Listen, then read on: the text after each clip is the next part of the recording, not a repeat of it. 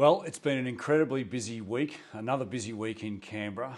It's the final sitting week just before we go on the winter recess. I, for one, will be very, very pleased to get out of Canberra, get home, reintroduce myself to my family, and spend some time in the electorate with the fantastic people of Fisher.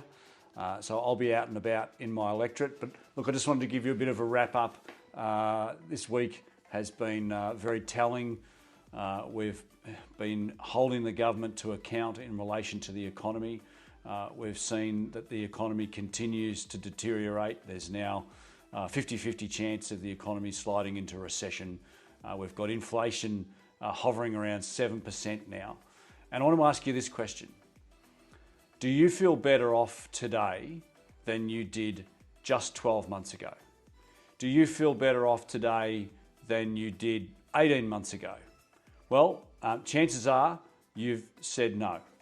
A recent research that has been undertaken by Finder has identified that 40% of Australians struggled to pay their mortgage in May. We've seen 11 interest rate rises under this government, bearing in mind they've only been in since May of last year. 11 interest rate rises. We know that lots of people are really struggling right now, not just with their mortgages, but with if they're not borrowing to pay off a home, their rents have increased significantly. Their power prices have increased.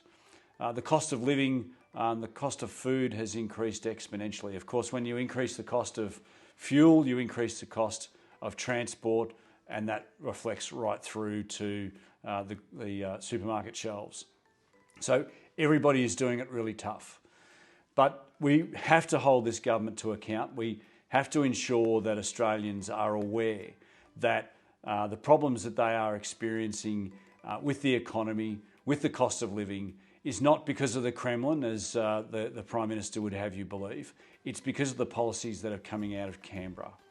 And this government, this Labor federal government, continues to put pressure on inflation.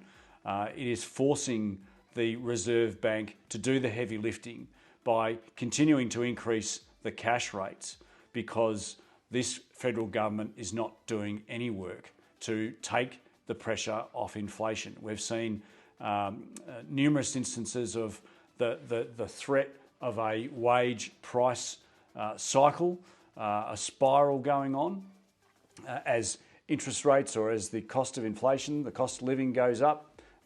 Those Fair Work Commission reports or findings are obviously increasing pressure on inflation, and that's what we're seeing. There's no doubt about that.